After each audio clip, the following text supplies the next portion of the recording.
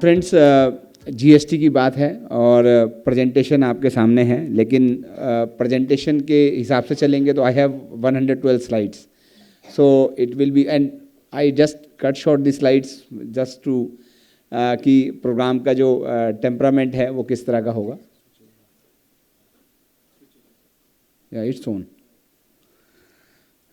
सो friends, मैं अभी I was in the last session as well, और मैं एमएसएमई को लेके जो आपका आर्बिट्रेशन या जो हमारे चैलेंजेस हैं, मैं उसको लेके मैं इस सेशन के अंदर ही बैठा हुआ था। तो जीएसटी में ज़्यादा चीज़ों को डिफ़िकल्ट नहीं करता हूँ, सो मैं अपनी प्रेजेंटेशन का मोड चेंज करता हूँ थोड़ा सा, और मैं आपको what I will do that I will share you maybe the 20-30 points which the MSME should take care. तो अगर आप एमएसएमई हैं और आपको कोई बिजनेस, आप कोई भी करते हैं बिजनेस, कोई भी सर्विस रेंडर करते हैं, so what all you should take care, आपको क्या क्या चीज़ें ध्यान रखनी चाहिए। Hindi English is okay to everybody I believe. So आपको क्या क्या चीज़ें ध्यान रखनी चाहिए, वो सब कुछ चीज़ें बात करते हैं। आप सभी लोगों को पता है कि अगर हम लोग जो है वो जीएसटी की बात करें तो ये अपने आप में एक जीएसटी का हेलीकॉप्टर व्यू है, जिसके अंदर मैं इस प्रेजेंटेशन को आज अभी नहीं समझाऊंगा, लेकिन अगर किसी को पूरा जीएसटी सिर्फ 15 मिनट में सीखना हो तो ये प्रेजेंटेशन जो है वो उसके लिए रहती है, एक हेलीकॉप्टर व्यू देने के लिए कि what is this GST all about. तो जीएसटी में हमारे सामने पहला चैलेंज होता है कि मुझे टैक्स लगेगा या नहीं लगेगा। हम सबको सीखना चाहिए कि टैक्स लगेगा या नहीं लगेगा, क्योंकि ऐसा नहीं है कि हर एक्टिविटी जो यूनिवर्स के नीचे है उस पर टैक्स लगता है, ऐसा नहीं है। जब तक वो एक्टिविटी मेरी सप्लाई की डेफिनेशन में फॉल नहीं करती है तब तक मुझे उस पर टैक्स नहीं लगता है। और सप्लाई की डेफिनेशन में अगर मैं आगे चल के आपको प्रेजेंटेशन में भी दिखा सकता हूँ, but let us close this down here only, कि अगर मेरी एक्टिविटी के अंदर 4-5 बड़े इंग्रेडिएंट्स होते हैं। नंबर 1 कि जब भी मैं किसी एक्टिविटी में डील करता हूँ वो सेल ऑफ गुड्स या सर्विस होनी चाहिए। तो अगर मान लीजिए वो गुड्स भी नहीं है, वो सर्विस भी नहीं है, लेट अस से मैं इमूवेबल प्रॉपर्टी में डील करता हूँ, और वो इमूवेबल प्रॉपर्टी जो कंस्ट्रक्शन हो गई, जिसका कंप्लीशन सर्टिफिकेट मिल गया, तो ना वो गुड्स होती है ना वो सर्विस होती है, इसलिए उसकी सेल परचेज पे जीएसटी नहीं लगता है। ऐसे मनी, ऐसे ही एक्शनेबल क्लेम्स। तो वो एक्टिविटी जिसको मैं सेल कर रहा हूँ या परचेज कर रहा हूँ या एक्सचेंज कर रहा हूँ, बार्टर कर रहा हूँ, उसको ये लीज आउट कर रहा हूँ, तो वो या तो गुड्स होनी चाहिए या सर्विस होनी चाहिए। नंबर 2 उसका सेल एक्सचेंज बार्टर होना चाहिए। नंबर 3 उसका जो है वो उसके अंदर जो है वो एक बड़ा इंपॉर्टेंट फैक्टर होता है, वो उसमें कंसिडरेशन होना चाहिए। तो सपोज कीजिए कि मैं अतुल गुप्ता यहाँ पर आया, मैं लेक्चर देने जाता हूँ, तो से एग्जांपल है मैं चार्ज करता हूँ, लेकिन मैं जब यहाँ पर प्रोग्राम के लिए आया तो मैंने बोला आई विल नॉट चार्ज। तो 2 ये मेरा ऑक्यूपेशन है, ये मेरा बिजनेस है, ये मेरा प्रोफेशन है, लेकिन क्योंकि मैं यहाँ चार्ज नहीं कर रहा, ठीक है साहब, तो उस केस में क्या होगा कि मेरी सर्विस होते हुए भी मैं लेक्चर डिलीवर कर रहा हूँ, उसके बावजूद भी वो अपने आप में सप्लाई की डेफिनेशन से बाहर रहती है, क्योंकि उसमें जो है वो कंसिडरेशन एब्सेंट है। तो इसलिए बड़ा इंपॉर्टेंट क्या है, जो हमारी अगली बात है कि उसमें कंसिडरेशन होना जो है वो अपने आप में हर एक्टिविटी में, तभी वो सप्लाई होगी। तो कई बार क्या होता है कि सपोज कीजिए मुझे ग्रांट मिली, तो ग्रांट पे जीएसटी लगेगा या नहीं लगेगा, मेरे मन में क्वेश्चन आया, लेकिन मुझे इमीडिएटली बात करना चाहिए कि क्या मैं उस ग्रांट के बदले में कोई सप्लाई कर रहा हूँ या सिर्फ मुझे जो है वो पैसा ही मिल रहा है। तो उस तरीके से अगर हम चीज़ों को समझेंगे तो I will be able to comprehend कि मुझे इस पर जीएसटी लगाना भी है या नहीं लगाना।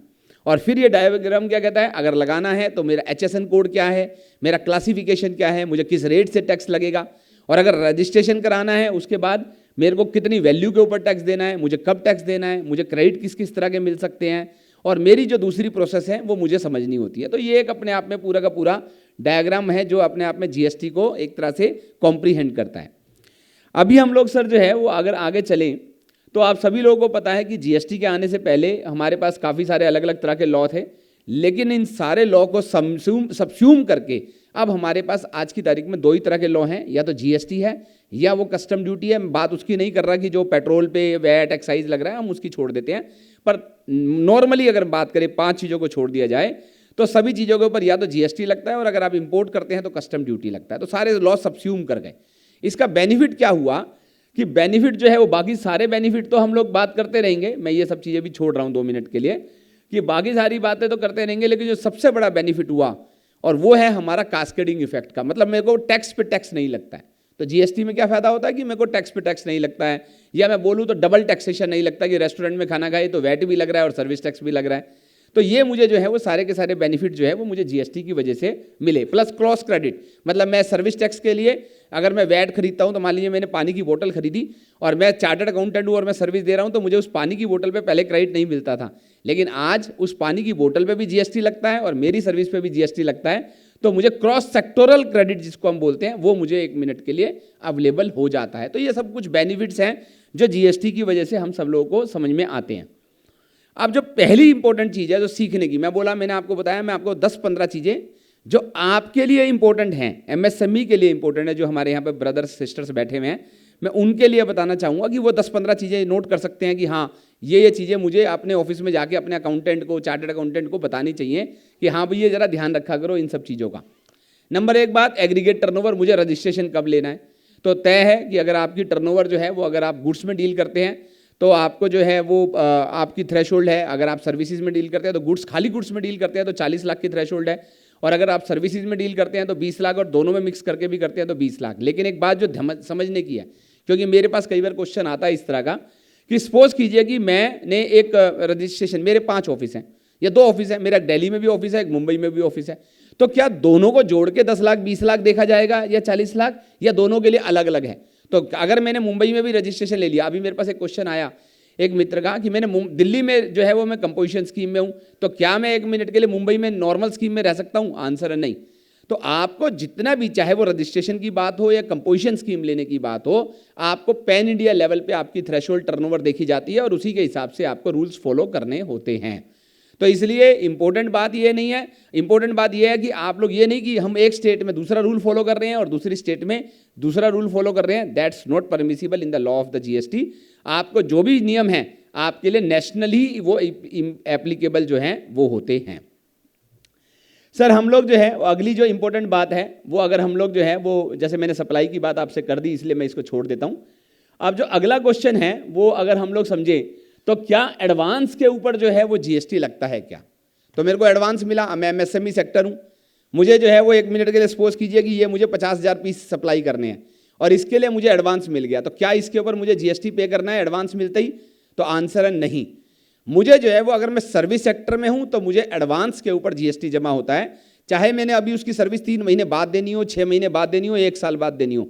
अगर मुझे जैसे ही एडवांस मिला, मुझे इमीडिएटली उसके ऊपर जो है वो जीएसटी की लायबिलिटी बन जाएगी, अक्रू हो जाएगा और मुझे अगले महीने की 20 तारीख को उसका जीएसटी जमा कराना है। लेकिन अगर मुझे गुड्स के लिए एडवांस मिलता है तो मुझे उसका जीएसटी कब जमा कराना है? On the removal of the goods. जब मैं गुड्स को अपने यहाँ से डिस्पैच कर दूंगा तो उस दिन जो मैं उसका डिस्पैच करूंगा तो क्या होगा? मुझे उसका इनवॉइस बनाना होगा। तो जब मैं डिस्पैच कर रहा हूं, इनवॉइस बना रहा हूं, उस दिन जो है वो मुझे उसका जीएसटी जो है वो 1 मिनट के लिए मेरा एक्रू हो जाता है। उस दिन जमा नहीं कराना है, जमा अगले महीने की 20 तारीख को कराना है। तो 28 तारीख को मान लीजिए, सपोज कीजिए आज हम बैठे हैं, आज हम 8 मार्च है हमारी, और मुझे जो है वो फरवरी 15 तारीख को एक एडवांस मिला, ठीक है, गुड्स के लिए। तो मुझे क्या 20 मार्च को उसका टैक्स जमा कराना है? आंसर है नहीं। 8 मार्च को जब मैंने गुड्स सप्लाई करी तो मुझे अब इसका टैक्स जो है वो 20 अप्रैल को जो है वो मुझे इसका जीएसटी जमा कराना है। ये मेरा जीएसटी का नियम होता है। एक और अगली बात, क्या ब्रांच ट्रांसफर के ऊपर जीएसटी लगता है? तो अगर मान लीजिए सपोज कीजिए आपकी एक ब्रांच सोनीपत में है और एक ब्रांच आपकी दिल्ली में है और आप जो है वो गुड्स को ट्रांसफर कर रहे हैं, तो क्या इसके ऊपर जीएसटी लगेगा? तो आंसर है यस। मैं आपको बता दूं कि जीएसटी के अंदर जो है वो हमारे को 2 ब्रांचों को डिस्टिंक्ट पर्सन कहा जाता है। क्या कहा जाता है? ये डिस्टिंक्ट पर्सन। तो अगर मान लीजिए मेरी 2 ब्रांचें हैं, एक सोनीपत में ब्रांच है और एक मेरी दिल्ली में ब्रांच है।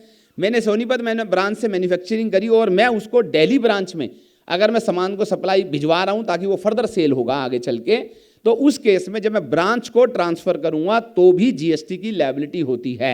लेकिन मुझे जीएसटी कितनी वैल्यू पे जमा कराना है, इसकी लिबर्टी मुझे सेक्शन 15 के अंदर वैल्यूएशन रूल में दी गई है कि मेरे को अगर ऐसा लगता है कि मेरा 100% टैक्सेबल है, मेरे को कोई एग्जम्पशन अवेलेबल नहीं है दिल्ली ब्रांच में या किसी भी तरह की, तो मैं अगर उसको 1 लाख रुपए के सामान को अगर 20,000 रुपए में भी सेल दिखाना चाहता हूं अपनी ब्रांच के टाइम पे, तो वो मुझे परमिसिबल होता है। तो आपका कैश फ्लो जो 1 मिनट के लिए 1 लाख रुपए के ऊपर 18% के हिसाब से 18,000 रुपए आपने पहले दिन ही दे दिया, सेल होते होते 6 महीना लगेगा।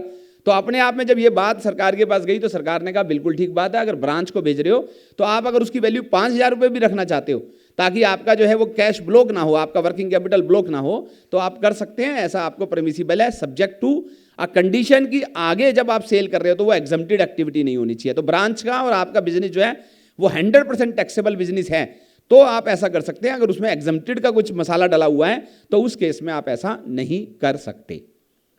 सर उसके बाद हम लोग जो है वो आगे चलते हैं, और एक बात हम सब लोगों को समझ लेनी चाहिए कि हमारी जो सप्लाईज होती हैं वो कई तरह की होती हैं। एक टैक्सेबल सप्लाई होती है, दूसरी एग्जम्प्ट सप्लाई। मतलब एग्जम्प्ट सप्लाई क्या, जिसको गवर्नमेंट ने किसी नोटिफिकेशन के थ्रू एग्जम्प्ट किया हुआ है, ठीक है साहब, वो हमारी एग्जम्प्ट सप्लाई हो गई। जैसे एग्जांपल की बात करें, renting of a residential property for use as residence, ठीक है साहब। तो तीन बातें मैंने बोली, रेंटिंग ऑफ इमूवेबल प्रॉपर्टी में रेंट होना चाहिए, रेजिडेंशियल प्रॉपर्टी होनी चाहिए और उसका यूज रेजिडेंस होना चाहिए। और फिर चौथी बात उन्होंने अभी अभी जोड़ी 2022-23 में कि वो एक बिजनेस हाउस को नहीं देनी चाहिए। तो क्या हुआ कि अगर मान लिया पीजी चलाता हूं और मेरी एक कमर्शियल प्राइवेट लिमिटेड है, मैं यूज तो रेजिडेंशियल के लिए कर रहा हूं, लेकिन मैं अगर प्राइवेट लिमिटेड हूं तो मुझे रिवर्स चार्ज में उसका जीएसटी जमा कराना पड़ जाता है। पर लेट अस लीव दैट, क्योंकि आज का टॉपिक रेजिडेंशियल का नहीं है। तो क्या मैंने बोला कि आपके पास कुछ टैक्सेबल सप्लाई है, कुछ एग्जम्प्टेड सप्लाई होती है। उसके बाद अगर हम अगली बात करें तो मेरे पास जो है वो इंटरस्टेट, मतलब ओरिजिन एक स्टेट में है और डेस्टिनेशन दूसरी स्टेट में है। तो दिल्ली से सामान हरियाणा गया वो इंटरस्टेट, दिल्ली से सामान दिल्ली में गया तो वो इंट्रास्टेट। और अगर इंटरस्टेट होती है तो कौन सा टैक्स लगता है, आईजीएसटी लगता है। और अगर इंट्रास्टेट है मतलब दिल्ली से सामान दिल्ली में गया तो सीजीएसटी प्लस एसजीएसटी लगता है। तो अगर 18% रेट है तो अगर वो इंट्रा है तो 9+9, और अगर वो इंटरस्टेट है तो 9+9 का टोटल 18, आईजीएसटी 18% लगता है। जो तीसरी चीज है कंपोजिट सप्लाई और मिक्स सप्लाई, ये बड़ा इंपॉर्टेंट क्वेश्चन है। वो क्या हुआ कि जी अगर मान लीजिए मैंने एक बर्फी बनाई और बर्फी के ऊपर चॉकलेट लगा दिया, तो क्या हुआ कि ये अपने आप में 1 मिनट के लिए क्या ये 2 सप्लाई हुई। तो एग्जांपल की बात करते हैं, एक जूते के साथ शू के साथ सेल, शू के साथ सॉक्स फ्री। तो क्या हुआ जी ये कि जूते के साथ जुराफ फ्री मिल रही है, टीवी के साथ जो है वो सेटअप बॉक्स फ्री मिल रहा है। तो मैंने क्या करा कि सेटअप बॉक्स का रेट है 28% और टीवी का रेट है, मान लीजिए सपोज कीजिए, एग्जांपल की बात है, मैं रेट कोई भी नहीं बता रहा हूं क्योंकि आप रिकॉर्ड भी कर रहे हैं, तो इसलिए कल को ये ना बोले कि अतुल भैया रेट गलत बता गए। तो इसलिए जो है वो 1 मिनट के लिए जो है वो टीवी का रेट लेटर से 12% है। अब मैंने सोचा कि क्यों नहीं भैया 28% वाली आइटम को 12% में बेचा जाए। तो टीवी नॉर्मली 20,000 का था, सेट टॉप बॉक्स 4,000 का था, मैंने बोला 24,000 का TV set top box free, ठीक है साहब। तो ये क्या हुआ अपने आप में, ये हमारा एक केस है कि जहां पर दोनों प्रोडक्ट जो है वो नेचुरली बंडल्ड नहीं है। अगर नेचुरली बंडल्ड नहीं है तो मतलब क्या हुआ कि 2 अलग अलग क्लासिफिकेशन है, एचएसएन कोड दोनों का अलग अलग है, क्लासिफिकेशन दोनों का अलग अलग है, टीवी का क्लासिफिकेशन अलग है और सेट टॉप बॉक्स का अलग अलग है। तो मैंने अगर 2 अलग अलग प्रोडक्ट को जो नेचुरली बंडल्ड नहीं होके मैंने उन्हें आर्टिफिशियली बंडल किया और एक सिंगल प्राइस में बेचना चाहा, तो उस केस में ऐसी सप्लाई को जो है वो मिक्स सप्लाई बोलते हैं। अगर आपके यहाँ पर ये शायद नहीं चलेगा, पता नहीं चल रहा नहीं, तो मिक्स सप्लाई बोलते हैं उसको। और उस केस के अंदर क्या नियम है कि highest of the rate applicable होगा। तो जो हमारे एमएसएमई भाई जो हमारे ऐसे सेल लगा रहे हैं, शू के साथ सॉक्स फ्री है और अगर शू का रेट 18 और सॉक्स का 12 है, तो उस केस में 18% की पूरी सेल मानी जाएगी। तो that's a very very important point जो मैं चाहूंगा कि आप लोग नोट करके जरूर करें कि कभी भी आप 2 प्रोडक्ट को इकट्ठा करके बेच रहे हैं तो उस केस में, तो अगर मान लीजिए सपोज कीजिए वाइस वर्सा दूसरी सिचुएशन बात करते हैं कि मैं एक दूध खरीदने गया, मिल्क खरीदने गया, अब मिल्क पाउच में आ रहा है, तो सिंगल पाउच का रेट 18% है पर मिल्क का 5% है। लेकिन क्या है, मिल्क वहां पर जो है वो प्रिंसिपल प्रोडक्ट है और मैं क्या मिल्क हाथ में तो नहीं लेके आऊंगा ना, तो अल्टीमेटली पाउच चाहिए। तो pouch is a naturally bundled with the milk. तो उस केस में उस सप्लाई को कंपोजिट सप्लाई बोलते हैं और उस केस में कौन सा रेट लगता है, जो प्रिंसिपल सप्लाई का रेट है वही आपका रेट लगता है। लेकिन मिक्स सप्लाई में क्या होता है, मिक्स सप्लाई में जो हाईएस्ट ऑफ द रेट होता है वो अपने आप में एप्लीकेबल होता है। तो इसलिए जहां पर भी 2 प्रोडक्ट को इकट्ठा करके बेचा जा रहा है, हमें यह सावधानी बरत लेनी चाहिए कि हम उसमें कोई गलती तो नहीं कर रहे हैं। जीरो रेटेड सप्लाई कौन सी होती है, जब हम एक्सपोर्ट्स करते हैं। तो अगर मैं इंडिया से बाहर अगर कोई प्रोडक्ट सेल कर रहा हूं या सर्विस रेंडर कर रहा हूं तो उसको जीरो रेटेड बोलते हैं। कंफ्यूज नहीं होना है जीरो रेटेड और निल रेटेड में। निल रेटेड का मतलब है जिसका रेट ऑफ टैक्स जीरो है, ठीक है साहब। तो 1 मिनट के लिए बहुत सारी ऐसी प्रोडक्ट है जिनको गवर्नमेंट ने बोला कि इसको मैं निल रेटेड मानता हूं। लेट अस से एग्रीकल्चर है, तो एग्रीकल्चर जो है वो हमारी ना जीरो रेटेड है, मैं एक्सपोर्ट थोड़ी कर रहा हूं, लोकल में बेच रहा हूं, ठीक है साहब, ना वो एग्जम्प्ट है, तो उसके लिए उन्होंने बोला निल रेटेड है, ठीक है साहब। तो उसलिए निल रेटेड और जीरो रेटेड में हमारे को हमेशा पता होना चाहिए कि क्या फर्क होता है, अदर उसके बहुत सारे आगे चल के इंप्लीकेशंस होते हैं। तो चलिए बार्टर ट्रांजैक्शन, क्या बार्टर ट्रांजैक्शन में तो मैंने आपके पास आया भाई साहब, मैंने कहा प्रिंटर सर मैं आपको दे रहा हूं, आपने बदले में मुझे बोला कि 1 मीटर कपड़ा ले जाओ भैया, ठीक है साहब। तो क्या इस ट्रांजैक्शन के ऊपर टैक्स लगेगा या नहीं लगेगा, तो उस केस के अंदर ये 2 ट्रांजैक्शंस मानी जाती हैं जब मैं आपको वो प्रिंटर दूंगा उस पर जो रेट एप्लीकेबल होगा वो मुझे कर लगाना पड़ेगा, और जो कपड़े के ऊपर जो रेट एप्लीकेबल है वो आपको लगाना पड़ेगा। तो बार्टर ट्रांजैक्शन में कंसीडरेशन इन काइंड होता है, मनी फ्लो करे या ना करे hardly matters, but they are the that will be treated as a two separate transaction, जिसपे 1 मिनट के लिए लगता है। मिक्स सप्लाई कंपोजिट सप्लाई का मैंने जो बताना था आपको मैं ऑलरेडी बता चुका, इसलिए मैं इसको स्किप कर देता हूं। एक जो चीज मैं आपको बताना चाहता हूं ये वाली, reverse charge versus forward charge. मैं आपको ये बताना चाहूंगा हर एक एमएसएमई को सर्विस टैक्स के अंदर रिवर्स चार्ज का प्रोविजन, मतलब रिवर्स चार्ज का मतलब कौन, क्या मतलब हुआ कि जो रिसिपिएंट है, जो बायर है, वो गवर्नमेंट को टैक्स जमा कराएगा, सप्लायर चार्ज ही नहीं करेगा। ठीक है साहब, उसे हम रिवर्स चार्ज बोलते हैं। फॉरवर्ड चार्ज में क्या होता है, सप्लायर चार्ज करता है, कलेक्ट करता है और जमा करा देता है। लेकिन रिवर्स चार्ज में क्या होता है, जैसे मैं एडवोकेट मान लीजिए हूं, तो मेरी आप जब सर्विस लेंगे तो आपको गवर्नमेंट को डायरेक्टली टैक्स जमा कराना है, मुझे सिर्फ मेरी वैल्यू का पैसा देंगे। तो 1 लाख का बिल है तो 18,000 रुपए उसके ऊपर मुझे आप नहीं देंगे, 18,000 रुपए आप गवर्नमेंट को जमा कराएंगे, वो कहलाता है रिवर्स चार्ज। इंपॉर्टेंट क्या बात है कि 16 अगस्त 2002 को सर्विस टैक्स के अंदर ये प्रोविजन आया था, रूल 21D। आज भी जो शोकॉज नोटिस आ रहे हैं उसमें एसएससी की गलतियां पकड़ी जा रही है कि रिवर्स चार्ज में टैक्स पे नहीं किया। तो किस किस एक्टिविटी पे रिवर्स चार्ज लगता है वो हमें पता ही नहीं होता है। ठीक है साहब, एक बात। दूसरी बात है, मुझे टैक्स जमा कब कराना है रिवर्स चार्ज का? भाई वकील ने 1 लाख का बिल दिया, अब 18,000 रुपए के ऊपर इस पर रिवर्स चार्ज जमा कराना है, कब कराना है ये मुझे नहीं पता होता। मुझे कैश में जमा या इनपुट टैक्स क्रेडिट से जमा करा सकता हूं, पुराना जो क्रेडिट पड़ा हुआ है? तो आंसर है कि कैश में जमा कराना होता है, ये किसी को नहीं पता होता।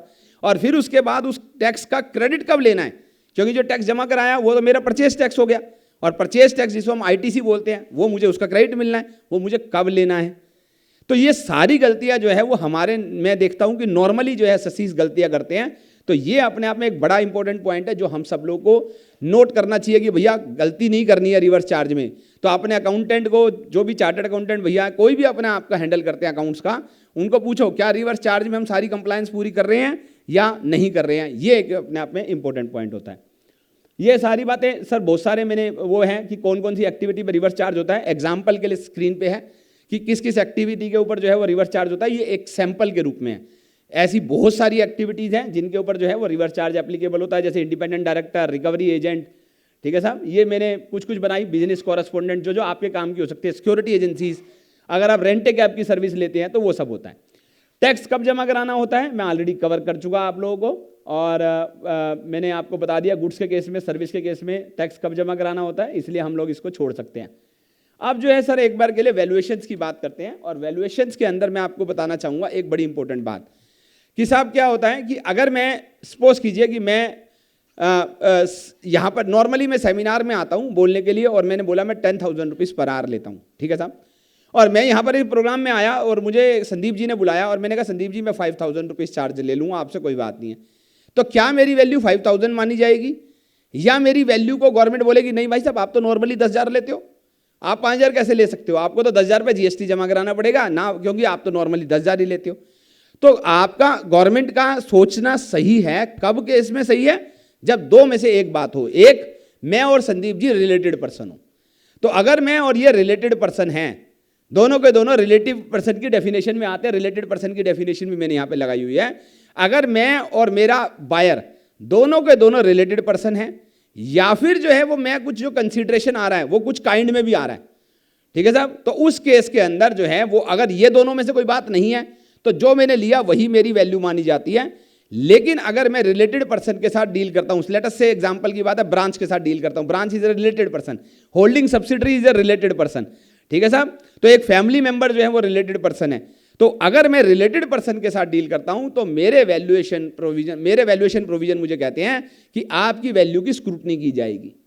आपको जो है वो वैल्यू क्या ली आपने, क्या नहीं ली, आपने कहीं अंडर वैल्यू तो नहीं किया हुआ जीएसटी बचाने के लिए, तो ये आपका चेक किया जाएगा, स्क्रूटनाइज किया जाएगा, अदरवाइज कोई जरूरत नहीं है। और दूसरा केस कहां पर है कि जब मैं जो है वो 1 मिनट के लिए price is the sole consideration, मतलब इन्होंने बोला मैं आपको 5,000 रुपए दे रहा हूं, साथ में मोमेंटो भी तो दे रहा हूं, तो इन्होंने बोला मोमेंटो भी दे रहा हूं, तो क्या हुआ जी कि उस केस में मेरे मोमेंटो की वैल्यू जो है वो निकाल के मेरी वैल्यू में जोड़ी जाएगी और बोला जाएगा नहीं भाई साहब मोमेंटो 2,000 का लाए थे।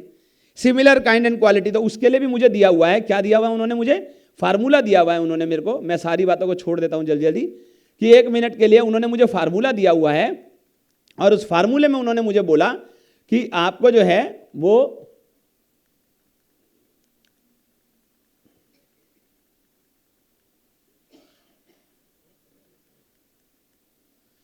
उन्होंने जो है वो मुझे फार्मूला दिया हुआ और उन्होंने बोला कि उस जो सोविनियर आपको जो दिया, मोमेंटो जो दिया, उसकी जो है वो वैल्यू निकाली जाएगी। और उसकी वैल्यू कैसे निकाली जाएगी? उसकी वैल्यू निकाली जाएगी ओपन मार्केट में। पता है क्या? तो ये खरीद के लाए हैं 2000 का, पता है? नहीं भाई साहब, मैं तो खुद बनाया अपने आप। मोमेंटो भी मैंने ऐसा बनाया, गमला रखा, गमले के ऊपर पौधा लगाया, गमले के नीचे कोई बेस बनाया, बोले बताओ अब क्या होगा। तो उस केस के अंदर क्या होगा, मुझे जो है वो सिमिलर काइंड एंड क्वालिटी कि अगर इतने का ही ये बनाया जाता तो कितने का बनता, वो भी नहीं मिल रहा है, तो कॉस्ट प्लस 10%। तो ऐसे करके उन्होंने हमारे को मेथड दिया हुआ है कि जब आप रिलेटेड पर्सन के साथ डील करते हो या आपका जो कंसिडरेशन है वो सोलली इन मनी में नहीं आ रहा है, तो उस केस में आपको जो है वो वैल्यूएशन रूल के हिसाब से इसकी वैल्यू निकालनी पड़ेगी। एक जो इंपॉर्टेंट बात है जो मैंने पीछे जो है छूट गई, क्योंकि मैंने वो आगे की सारी स्लाइड्स वो आपके पास में ले गया, जो एक बात मैं आप लोगों को बताना चाहूंगा यहां पर, और वो जो हम सबको पता होनी चाहिए एक बार के लिए कि 1 मिनट लगाता हूं जी वापस आपको, ताकि जल्दी से आपको समझ में आएगा। दिस वन, ये सारी की सारी जो प्राइसिंग है, जितनी भी मैं प्राइसिंग ले रहा हूं, तो सपोज कीजिए सर मैंने आपको जो है वो ऑडिट करके दिया आपका, तो मैंने जो 10,000 रुपये आपके ऑडिट के लिए आपसे, उस ऑडिट फीस के अंदर जो है वो क्या क्या जुड़ेगा वैल्यूएशन में, वो 1 मिनट के लिए सामने स्क्रीन पे लिखा हुआ है। जैसे एग्जांपल की बात है, मैं आपको ये बता रहा हूं, मैंने कहा कि मैं आपसे जो है जी 2,000 रुपये जो है वो मैं आपसे out of pocket expenses reimburse claim करूंगा। मैं आया गया, गाड़ी आई, टैक्सी आई, मैं गया, मेरे बच्चे गए, मैं होटल में रुका, तो उस केस में मुझे जो है वो 2,000 रुपये जो है जी वो मेरे से आपको आउट ऑफ पॉकेट एक्सपेंसेस भी लेना है। तो क्या मेरे आउट ऑफ पॉकेट एक्सपेंसेस मेरी वैल्यू का पार्ट हैं या नहीं है? तो आंसर है हैं। तो उस केस में जो हमारे भाई, जैसे मान लीजिए एग्जांपल की बात है, एक मैन पावर सप्लाई में बड़ा झगड़ा चलता है जी कि मैन पावर सप्लाई में सिक्योरिटी गार्ड की सैलरी 18,000 रुपया, 2,000 रुपये मेरा कमीशन, तो जीएसटी कितने पे लगेगा? 20,000 पे लगेगा या 2,000 पे लगेगा?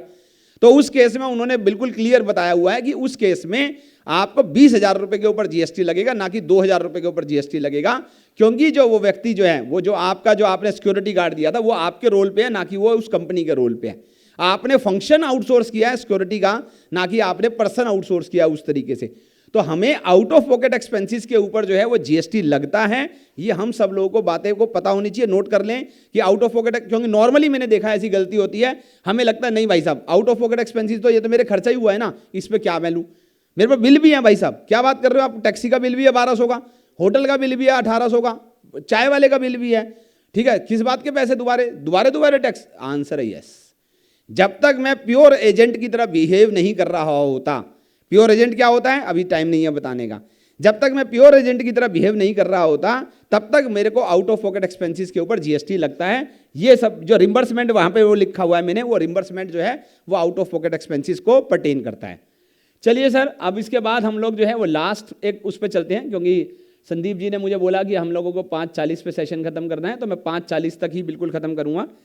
तो अपने को जो है वो आईटीसी की अगर हम बात करें, तो आईटीसी की बात अगर हम करें तो हमारे पास जो है input tax credit, input tax credit को सरल भाषा में बोलते हैं परचेज टैक्स। क्यों? जो टैक्स मैंने परचेजिस पे दिया, जो परचेजिस जो मैंने सर्विसेज ली उन पे दिया, जो मैंने 1 मिनट के लिए इनपुट ली मैंने उस पर जो टैक्स दिया उसको हम बोलते हैं इनपुट टैक्स।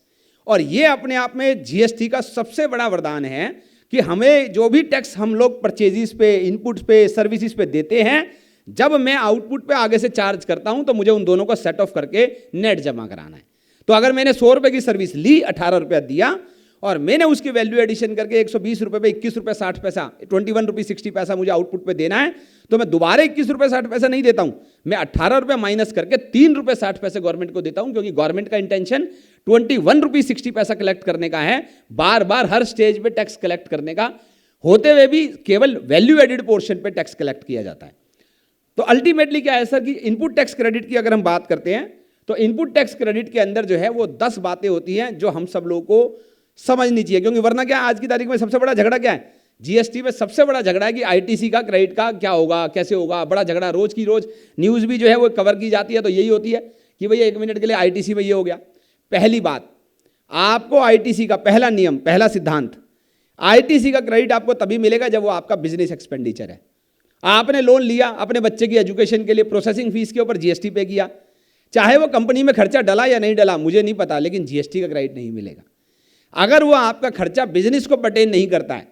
ठीक है साहब, जैसे मान लीजिए आपने क्या करा कि अपने एम्प्लॉय की इंश्योरेंस कराई, वो आपकी एम्प्लॉय की इंश्योरेंस जो है वो पर्सनल एक्सपेंसेस माना गया है, इसलिए उसको जो है वो 1 मिनट के लिए उसका क्रेडिट नहीं मिलेगा।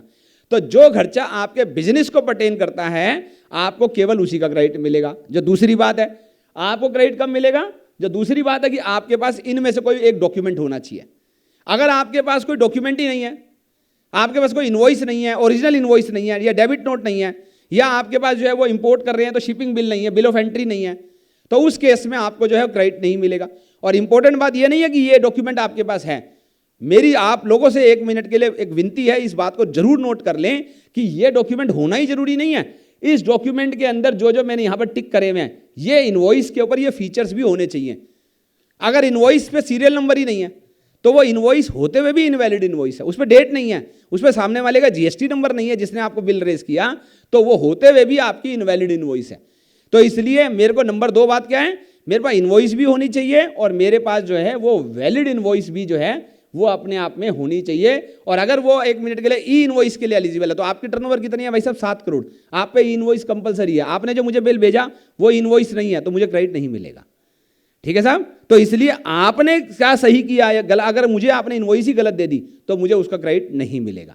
जो तीसरी चीज है कि आपने जो है वो सामान आया या नहीं आया, तो खाली बिल तो नहीं आए। तो आप देखते हो ना फेक इनवॉइस का 1 मिनट के लिए झगड़ा चल रहा होता है, वो किस बात पे चल रहा होता है कि वो एलिगेशन क्या होता है डिपार्टमेंट का कि आपको सामान कभी आया ही नहीं।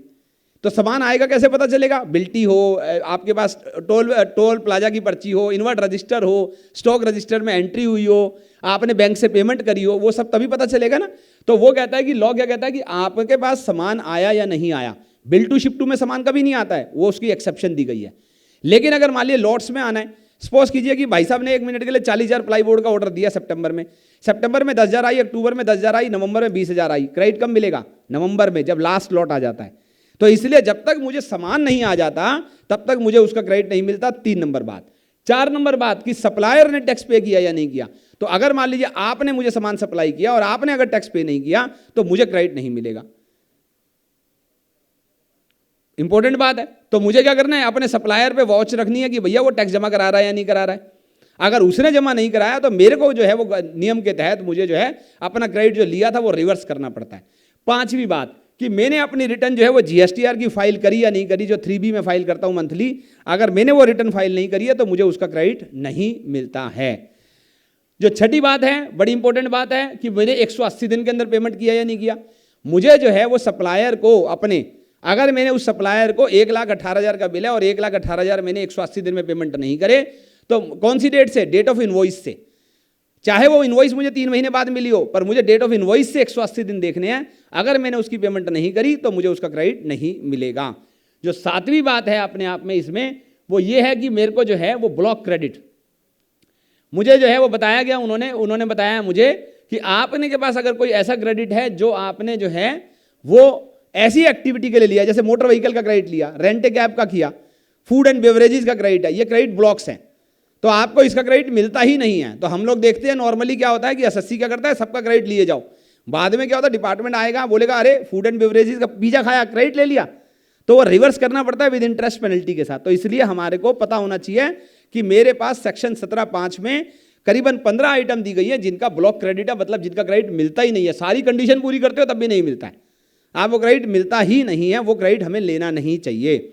अगली बात जो है वो, अगर मैं टैक्सेबल और एग्जेम्प्टेड दोनों में डील करता हूं बाई चांस, तो मुझे जो है वो रूल 42 और 43 के तहत, मेरा जो है वो रूल 42 और 43 के तहत अगर मैं दोनों चीज़ों में डील करता हूं तो मुझे प्रोपोर्शनेट क्रेडिट मिलता है।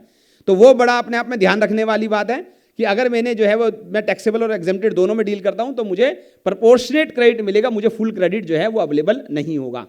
अगली जो बात है एक आप लोगों को बताना चाहूँगा वो है हमारी कैपिटल गुड्स की, कि अगर मैंने कोई कैपिटल गुड्स खरीदी, मैंने एक मशीन खरीदी, रेफ्रिजरेटर खरीदा, लिफ्ट खरीदी और मैंने उसका क्रेडिट लिया, तो और वो मैंने अगर 5 साल के अंदर अंदर बेच दी, अगर मैंने वो यूज खरीदने के बाद 5 साल के अंदर अंदर अगर मैंने वो बेच दी, तो उस केस के अंदर जो है वो मुझे उसका प्रोपोर्शनेट क्रेडिट जो मैंने लिया था उस टाइम पे वो मुझे जो है वो रिवर्स करना है।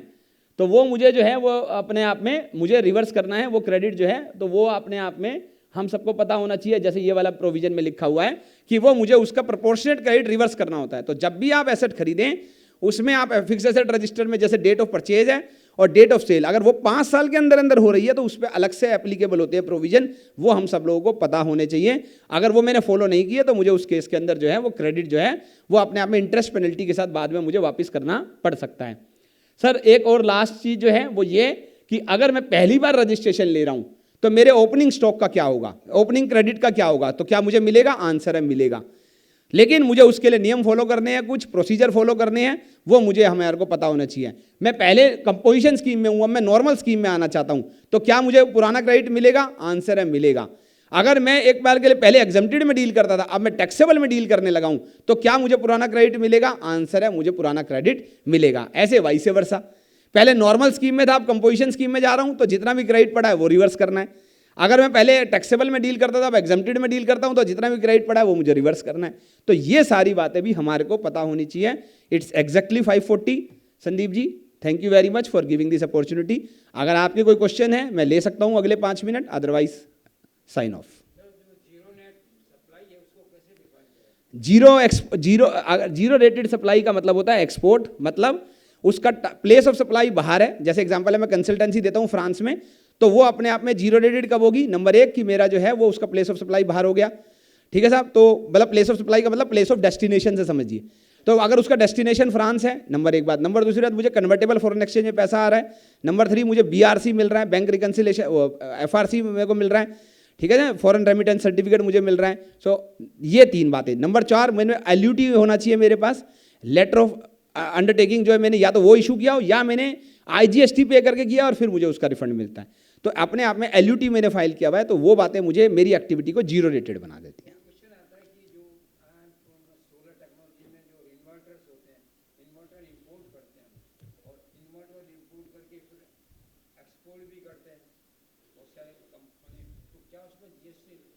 अगर आप इंपोर्ट करके, आप अगर सपोज कीजिए कि आप उसको अपने डोमेस्टिक एरिया में ले आएंगे, टैरिफ एरिया से, कस्टम बैरियर से बाहर ले आएंगे, तो आपको इंपोर्ट पे पहले टैक्स देना है और एक्सपोर्ट पे आपको फिर वापस उसका रिफंड मिल जाएगा और बाद में रिफंड मिल जाएगा।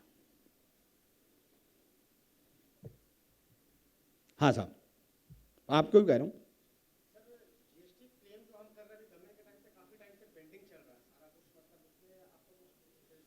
क्या क्लेम कर रहे हैं? पेंडिंग चल रहा है।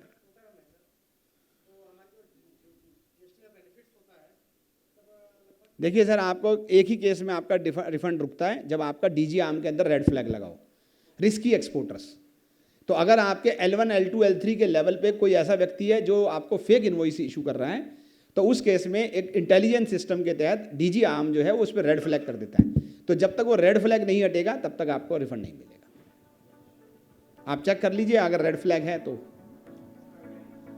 हाँ वो चेक कर